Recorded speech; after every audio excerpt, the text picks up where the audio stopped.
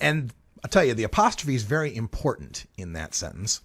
It's nuts, which was decried by the United for Care campaign as showing factually incorrect information, outright lies. And their theory is that the FCC mandates that stations not carry misleading advertising, that they must be truth in advertising. It's a nice public relations stunt, but I have little faith that it's going to get anywhere, judging from the campaign ads that I see all over the place for everything. If we had to hold every campaign ad to a strong standard of truth, I don't think there'd be any campaign ads. But maybe these ads go a little too far. So we're going to take a look at them. The first one is called It's Nuts. There's another one called Not What It Seems. A third ad called It's a Trick. And the fourth one called For the Reefer. And we'll just work on these together. We'll take a look at these videos and see what they show us. We also know about 85% of the money that went into the No on 2 campaign came from one guy, billionaire tycoon casino magnate Sheldon Adelson of Nevada is pretty much the financier of the No on Amendment 2 campaign in Florida. I don't know what he's got against Floridians using medical marijuana, but we shall see. Here's the first ad. It's nuts.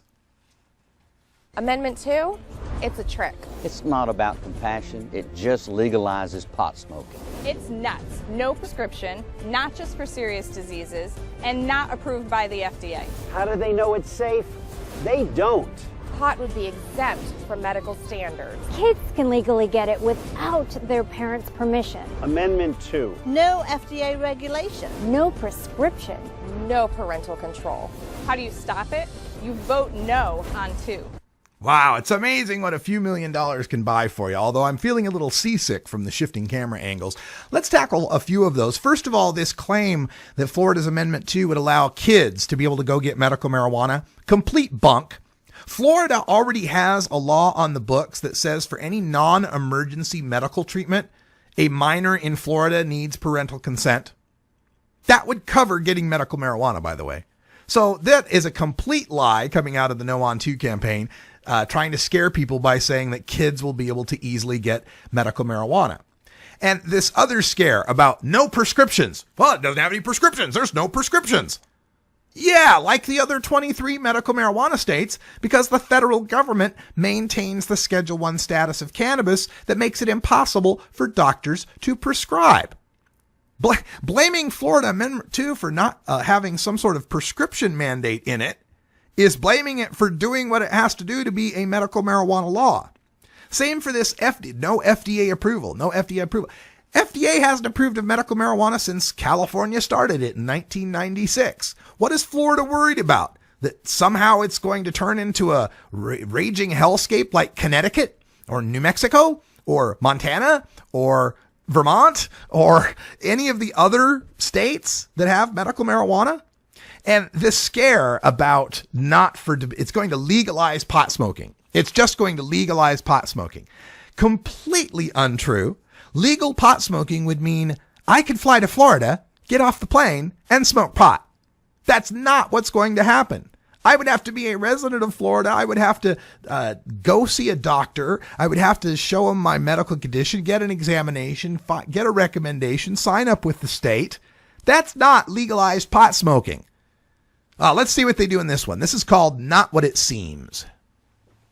Amendment 2 isn't what it seems. Its caregiver provision gives legal protection to marijuana dealers. Even felons and drug dealers could be caregivers. Amendment 2 caregivers don't need background checks or medical training, so what looks like a safeguard is really a loophole. Amendment 2 caregivers can't be arrested or sued if their pot hurts someone. They don't call it the Drug Dealer Protection Act, but they should. Vote no on Amendment 2. Wow. The Drug Dealer Protection Act, huh? Okay, so this is where they're attacking caregivers. And this is what we got in most medical marijuana states. Most states have this already, Florida. There's nothing to fear here. I'm a caregiver in the state of Oregon. Do I look like a drug dealer or a felon? I'm not. I've never sold marijuana in my life. This ridiculous scare tactic is this idea that because someone could become a caregiver for someone, even if they had had a limited previous encounter with the law over marijuana, they're calling those people drug dealers. So, for example, suppose you got a husband and wife. The wife's got, Lou Gehrig's disease. And the husband, may have been popped for growing marijuana back in the day before there was such a thing as medical marijuana so that he could take care of his wife with Lou Gehrig's disease. He would be the caregiver for the wife, despite the fact that under the eyes of the law, he'd be a convicted drug dealer or a convicted drug manufacturer or whatever the hell it might be. Again, they got nothing to stand on because they know 23 other states have this. The people overwhelmingly support allowing people to use medical marijuana in accordance with their doctor's recommendation. So they've got to resort to tricks and lies and scaremongering, trying to convince people that the people behind Amendment 2 were seriously writing this with the intent of protecting drug dealers. That like people are saying, well, I know, let's write a medical marijuana law and fool them into protecting drug dealers. And then those drug dealers will, what? Contribute to their political campaigns? Like drug dealers are wont to do, filling out all those election forms and such. God, it just makes no sense on its face. And it's pretty shameful these are being run. Here's another one from the No on 2 people in Florida. This one's called It's a Trick. I'm a doctor. This is my prescription pad, and you won't need it to legally buy pot under Amendment 2. Amendment 2 is a trick. It's written to make you think pot will require a prescription, like FDA-approved medications. It won't. Under Amendment 2, marijuana would be sold in pill mill-style pot shops, unapproved and unregulated by the FDA. Amendment 2. There's nothing medical about this marijuana. Wow. If commercials had been out like this in California in 1996, I don't know if we'd have had medical marijuana. Everything they're saying is bunk, and we're debunking all of it. But it's really well-produced bunk. This is what a professional political campaign can bring out against you. Now, this idea that medical marijuana will be sold anywhere is also another falsehood, because the Florida Act there, the amendment, gives plenty of regulatory power to determine through zoning and other regulations where pot shops are going to be located, where dispensaries are going to be located. And again, this thing about, well, you won't need my prescription pad to be able to buy pot. Right. But you will need to see a doctor, just like you. See, this is the telling lies by what's unwritten in it, right? I'm a doctor, and this is my prescription pad, and you won't need this if you want to buy pot. The implication there is, there's no medical involved. I won't be seeing a doctor. I can just go buy pot, which is not at all what it is. You'll still have to see a doctor, but that doctor will be writing you a recommendation. Instead of this pad here, it'll be this note paper here. Ooh, it'll be different pieces of paper. My goodness, how scary that is. Again, a scare tactic being promulgated upon the people of Florida to make them think this is something about drug dealing, to make them think that, I don't know, what do they think? The Mexican cartels are writing this language? These are people who brought this forth to you, Florida, who had to deal with their own family members suffering and dying from debilitating illnesses that are so easily and effectively treated by cannabis, it moved them to pump 4 or 5 million of their own money into it. It's not about making money. It's about saving lives. Here's the final one for the Reefer.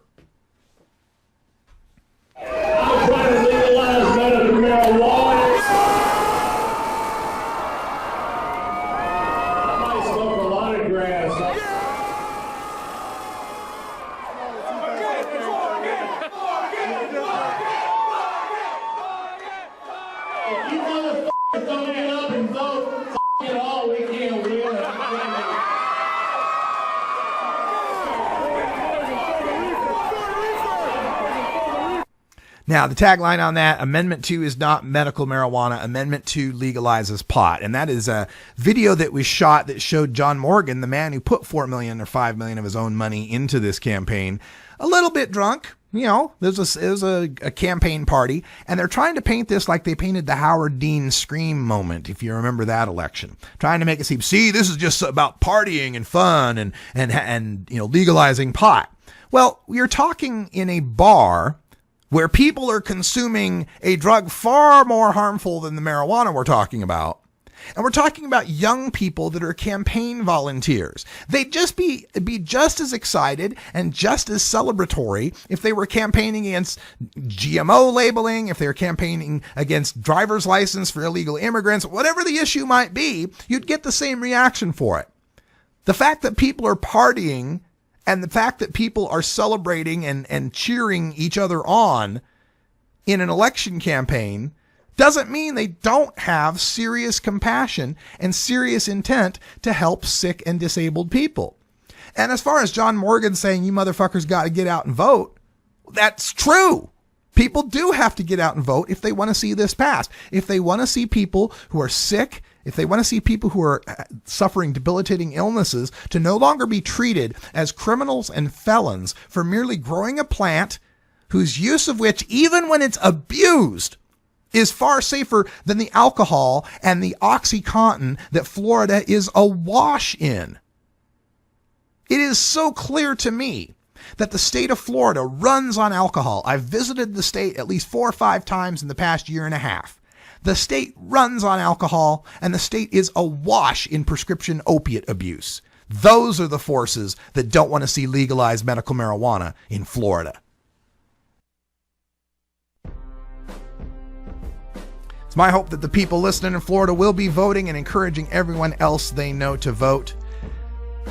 They need 60% in Florida, and I'm not sanguine on the chances of that.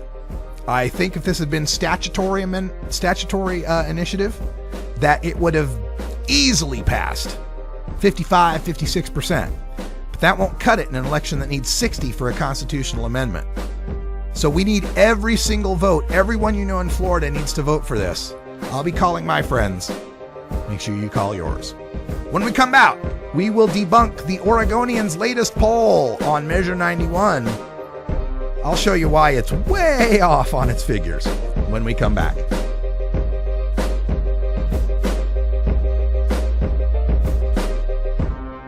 You're tuned into the Russ Belville Show, the voice of the marijuana.